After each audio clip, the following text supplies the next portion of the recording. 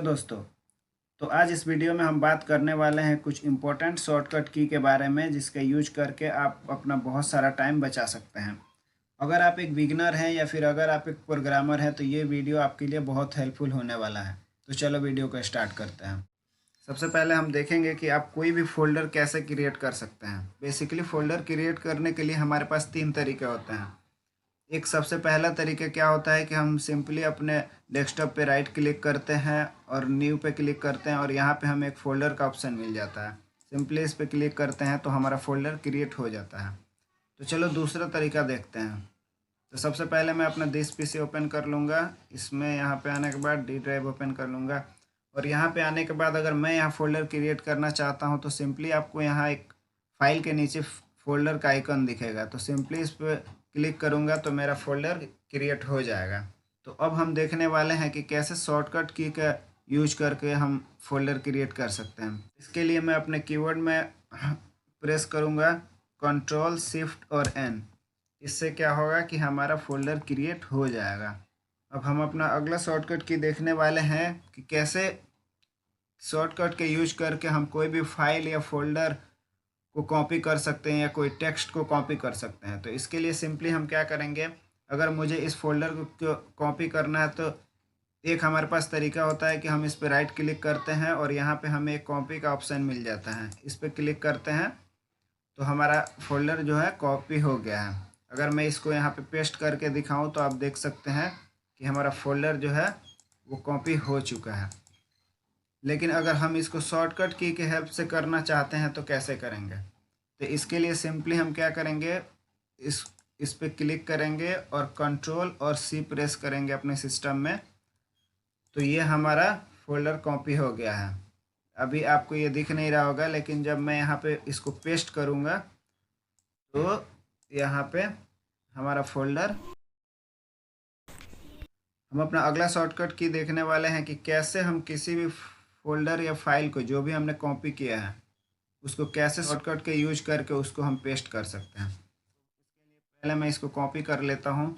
Copy करने के लिए मैं इस पर क्लिक करूँगा और कंट्रोल प्लस सी प्रेस करूँगा तो मेरा फोल्डर जो है वो कॉपी हो चुका है। तो इसको पेस्ट करने के लिए हमारे पास 2 तरीके होते हैं। एक तो एक राइट क्लिक करके आप यहाँ इस ऑप्शन से पेस्ट कर सकते हैं। तो दूसरा तरीका हमारे पास ये होता है कि हम अपने कीबोर्ड से कंट्रोल और वी प्रेस करेंगे।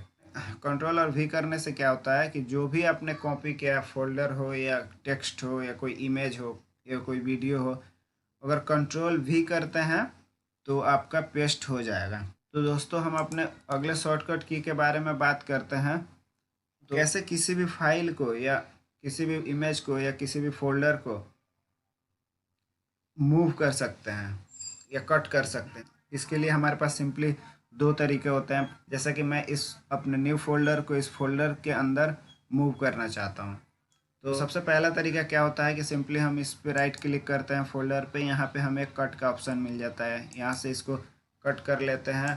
फिर इस फोल्डर को ओपन करके हम यहाँ पे कंट्रोल और वी प्रेस करेंगे तो वो पेस्ट हो जाएगा। या फिर आप यहाँ पे आके राइट क्लिक करके भी पेस्ट कर सकते हैं। तो अब हम देखने वाले हैं कि इसको शॉर्टकट की का यूज करके कैसे एक फ़ोल्डर को दूसरे फ़ोल्डर के अंदर मूव कर सकते हैं। इसके लिए सिंपली हमें इस पर क्लिक करना होगा, इस फोल्डर को सिलेक्ट करना होगा, अपने कीबोर्ड से प्रेस करना होगा control plus x. Control plus x करने के बाद हमारा ये फोल्डर जो है कट हो चुका है। अब सिंपली मैं इस फोल्डर को ओपन करूँगा और यहाँ पे ले जाके कंट्रोल और भी प्रेस करूँगा तो ये हमारा फोल्डर इसके अंदर मूव हो चुका है। तो दोस्तों अब हम अपना अगला शॉर्टकट की देखने वाले हैं जिसके यूज करके हम कैसे किसी भी फाइल या फोल्डर को हाइड कर सकते हैं या ओपन कर सकते हैं।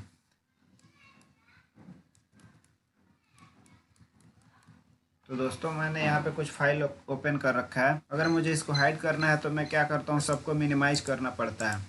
लेकिन हमारे पास एक शॉर्टकट की होता है जिसका यूज करके हम सारी फाइलों को एक साथ हाइड और ओपन कर सकते हैं।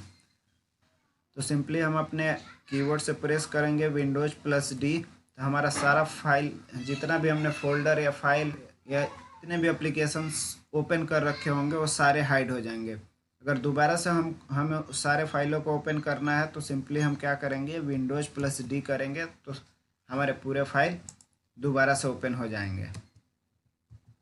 तो अब हम अपने अगले शॉर्टकट की के बारे में बात करने वाले हैं कि कैसे हम शॉर्टकट की का यूज करके एक ऐप से दूसरे ऐप पे स्विच कर सकते हैं। तो हमारे पास इसके लिए दो तरीके होते हैं। सबसे पहले कि जितने भी हमारे ओपन टैब्स है, अगर उनको हम एक्सेस करना चाहते हैं तो माउस की हेल्प से उसको ओपन करते हैं वन बाय वन। लेकिन हमारे पास एक शॉर्टकट की होता है जिसका यूज करके हम क्या करते हैं, इनको एक्सेस कर सकते हैं। ऑल्ट और टैब क्लिक करने के बाद हमारे जितने भी फाइल होते हैं वो सारे विजिबल हो जाते हैं। हम किसी भी फाइल पे अगर स्विच करना चाहते हैं तो सिंपली हम क्या करते हैं, टैब को प्रेस करते हैं। तो हम टैब प्रेस करते हैं तो हमारा फोल्डर नेक्स्ट होते जाता है। अगर मुझे विजुअल स्टूडियो खोलना है तो सिंपली क्या करूँगा, मैं टैब को इस पे ले जाके छोड़ दूंगा तो ये हमारा ओपन हो जाएगा। दोस्तों हम अपना अगला शॉर्टकट की देखने वाले हैं जिसका यूज करके हम कैसे अपने सिस्टम या लैपटॉप को लॉक कर सकते हैं। तो इसके लिए हमारे पास दो तरीके होते हैं। सबसे पहला तरीका हमारा क्या होता है कि हम माउस के हेल्प से अपने सिस्टम या पीसी को लॉक कर सकते हैं। तो उसके लिए यहाँ पे विंडोज़ पे क्लिक करना होगा। उसके बाद से यहाँ पे आपको अपना नेम दिख जाएगा। यहाँ पे जाने के बाद आप यहाँ से लॉक कर सकते हैं तो आपका सिस्टम जो है लॉक हो जाएगा। और दूसरा हमारे पास एक शॉर्टकट की होता है जिसका यूज करके हम अपने सिस्टम को लॉक कर सकते हैं। तो उसके लिए हम अपने कीबोर्ड में प्रेस करते हैं विंडोज़ प्लस एल, तो ये हमारा स्क्रीन लॉक हो जाएगा। तो अब हम अपना अगला शॉर्टकट की देखने वाले हैं जिसके यूज करके हम कैसे अपने सिस्टम में स्क्रीनशॉट ले सकते हैं। तो इसके लिए हमारे पास एक कमांड होता है जो कि होता है हमारा विंडोज़ प्लस प्रिंट स्क्रीन। इसको प्रेस करने पे हमारा सिस्टम जो है वो स्क्रीनशॉट ले लेता है। तो अब हम अपना अगला शॉर्टकट की देखने वाले हैं कि कैसे कोई भी डिलीटेड फाइल को दोबारा से अंडू कर सकते हैं। तो इसके लिए हमारे पास दो तरीके होते हैं। तो सबसे पहले हम इस फोल्डर को डिलीट करते हैं। इसके लिए मैं राइट क्लिक करूँगा और डिलीट पे क्लिक करूँगा तो वो डिलीट हो जाएगा। आप चाहे तो सिंपली डिलीट बटन का भी यूज करके फोल्डर को डिलीट कर सकते हैं। अब उसको हम अंडू करने के लिए क्या करेंगे, राइट क्लिक करेंगे। राइट क्लिक करने के बाद यहाँ पे आपको एक ऑप्शन मिल जाएगा अंडू डिलीट। तो मैं इस पर क्लिक करूँगा। क्लिक करने के बाद जो भी हमने फोल्डर डिलीट किया था वो अंडू हो चुका है। तो अब हम अपना अगला शॉर्टकट की देखने वाले हैं जिसका यूज करके कैसे हम अपना न्यू टैब ओपन कर सकते हैं। तो हम कभी भी क्रोम ब्राउज़र पे अगर हमें न्यू टैब ओपन करना होता है तो इसके लिए हमारे पास दो तरीके होते हैं। सबसे पहला तरीका क्या होता है कि हम यहाँ पे प्लस के सिंबल पे क्लिक करते हैं तो हमारा न्यू टैब ओपन हो जाता है। लेकिन हम शॉर्टकट की का यूज करके भी न्यू टैब ओपन कर सकते हैं। इसके लिए हमें क्या करना होगा, अपने कीबोर्ड में प्रेस करना होगा कंट्रोल और टी, तो ये हमारा न्यू टैब ओपन कर देगा। जितनी बार भी आप क्लिक करेंगे वो आपका न्यू टैब ओपन होते जाएगा। तो हम अपना अगला शॉर्टकट की देखने वाले हैं जिसका यूज करके हम कैसे किसी भी फाइल या फोल्डर या एप्लीकेशन को क्लोज कर सकते हैं। तो उसके लिए मैं यहाँ पे एक फ़ाइल ओपन कर लेता हूँ जो मेरा VLC है, मैं इसको ओपन कर लेता हूँ। इसके लिए हमारे पास दो तरीके होते हैं। आप पहला तरीका क्या होता है, यहाँ पे आपको एक क्लोज का सिंबल मिलता है जहाँ से आप इसको क्लोज कर सकते हैं। और दूसरा तरीका हमारे पास क्या होता है कि हम अपने शॉर्टकट की का यूज करके इसको क्लोज करते हैं। तो उसके लिए हम अपने कीबोर्ड में प्रेस करते हैं ऑल्ट और F4। जैसे ही हम ऑल्ट और F4 प्रेस करते हैं तो हमारा जो भी एक्टिव टैब होता है वो क्लोज हो जाता है। जो कि मेरा VLC क्लोज हो चुका है, आप यहाँ देख सकते हैं। मेरे जैसे कि यहाँ पे मैंने क्रोम ब्राउज़र ओपन कर रखा है, इसको अगर ऑल्ट और F4 प्रेस करूँगा तो ये मेरा ब्राउज़र क्लोज हो जाएगा। अब हम अपना अगला शॉर्टकट की देखने वाले हैं कि कैसे शॉर्टकट की का यूज करके हम किसी भी फाइल या फोल्डर को रीनेम कर सकते हैं। तो इसके लिए हमारे पास दो तरीके होते हैं। पहला क्या होता है कि अगर मैं इस फोल्डर का रीनेम करना चाहता हूं तो सिंपली इस पर राइट क्लिक करता हूं और यहाँ पे हमें एक रीनेम का ऑप्शन दिख जाता है। इस पर क्लिक करने के बाद हम किसी भी फाइल को रीनेम कर सकते हैं। ये तो पहला तरीका हो गया। दूसरा तरीका हमारे पास होता है कि हम कैसे शॉर्टकट की का यूज करके इसको रीनेम कर सकते हैं। उसके लिए हम क्या करेंगे, फाइल को सिलेक्ट कर लेंगे और अपने कीवर्ड से फंक्शन और F2 प्रेस करेंगे।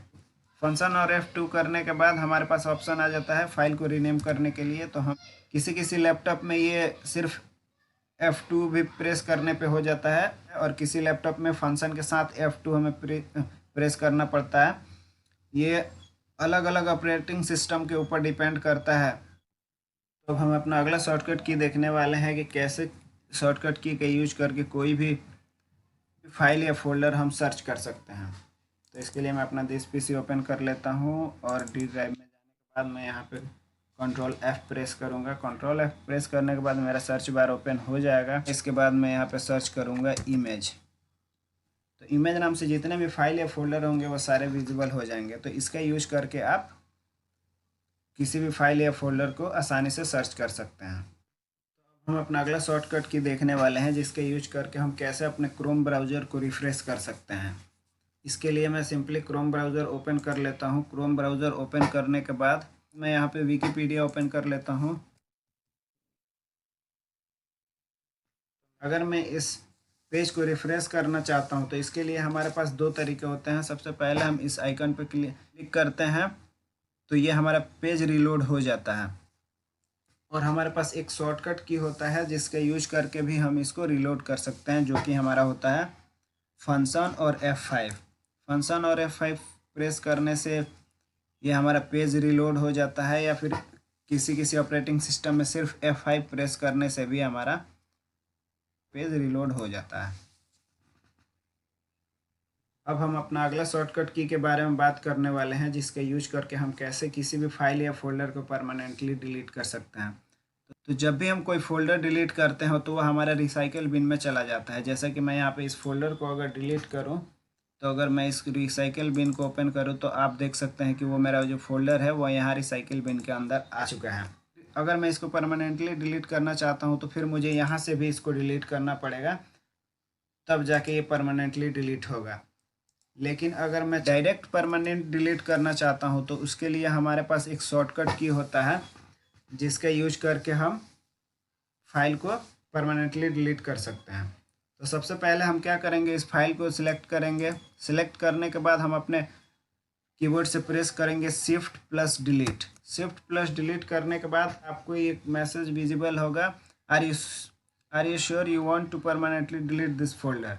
अगर मैं इस पर यस क्लिक करता हूँ तो ये मेरा फोल्डर परमानेंटली डिलीट हो जाएगा। अगर मैं रिसाइकल बिन खोल के आपको दिखाऊं तो यहाँ मेरा वो फोल्डर देखने को नहीं मिलेगा।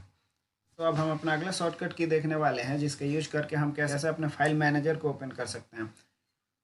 तो इसके लिए हमारे पास दो तरीके होते हैं। सबसे पहले अगर हमें फाइल मैनेजर ओपन करना होता है तो उसके लिए हम सिंपली क्या करते हैं, दिस पीसी पे क्लिक करते हैं, और जो भी हमें डी ड्राइव ओपन करना हो तो उस पर क्लिक करते हैं, तो हमारा फाइल ओपन हो जाता है। दूसरा हमारे पास तरीका क्या होता है कि हम इसको शॉर्टकट की के यूज करके भी ओपन कर सकते हैं। तो इसके लिए हम अपने कीबोर्ड से प्रेस करते हैं विंडोज़ प्लस ई। विंडोज़ प्लस ई करने के बाद हमारे पास यहाँ पे फाइल ओपन हो जाता है। तो हम अपना अगला शॉर्टकट की देखने वाले हैं, जिसके यूज करके कैसे हम अपने डायलॉग बॉक्स को ओपन कर सकते हैं। तो इसके लिए मैं अपने कीबोर्ड से प्रेस करूँगा विंडोज़ और आर। विंडोज़ और आर क्लिक करने के बाद यहाँ पे मेरा डायलॉग बॉक्स ओपन हो चुका है। अब यहाँ पे अगर मैं अपना CMD ओपन करना चाहता हूँ, CMD टाइप करके एंटर मारूंगा तो मेरा CMD ओपन हो जाएगा। अगर मैं यहाँ अपना नोटपैड ओपन करना चाहता हूँ तो नोटपैड लिख के एंटर मारूंगा तो मेरा नोटपैड ओपन हो जाएगा। अब हम अपना अगला शॉर्टकट की देखने वाले हैं कि शॉर्टकट की का यूज करके कैसे हम अपने सेटिंग्स को ओपन कर सकते हैं। इसके लिए हमारे पास दो तरीके होते हैं। जब भी हमें अपना सेटिंग्स ओपन करना होता है तो हम यहाँ विंडो पे क्लिक करते हैं। विंडो पे क्लिक करने के बाद यहाँ पे हमें एक सेटिंग का ऑप्शन मिल जाता है, तो यहाँ से हम अपना सेटिंग्स ओपन कर सकते हैं। दूसरा हमारे पास शॉर्टकट की होता है, जिसका यूज करके हम अपने सेटिंग्स को ओपन कर सकते हैं। तो इसके लिए प्रेस करूँगा विंडोज़ और आई, तो मेरा सेटिंग्स ओपन हो जाएगा। अब हम अपना अगला शॉर्टकट की देखने वाले हैं, जिसका यूज करके हम प्रीवियस टैब ओपन कर सकते हैं। तो इसके लिए मैं अपना क्रोम ब्राउज़र ओपन कर लूँगा। क्रोम ब्राउज़र ओपन करने के बाद मैं यहाँ पे एक टैब ओपन कर लेता हूँ, जो कि हमारा लीड कोड होगा। यहाँ पे चैट GPT मैं ओपन कर लेता हूँ। ये ओपन हो जाने के बाद अब मैं इन दोनों को क्लोज कर लेता हूँ। इनको क्लोज करने के बाद मैं अगर उनको रीओपन करना चाहता हूँ तो अपने कीबोर्ड से प्रेस करूँगा कंट्रोल शिफ्ट और टी, तो वो हमारे दोबारा से ओपन हो जाएंगे।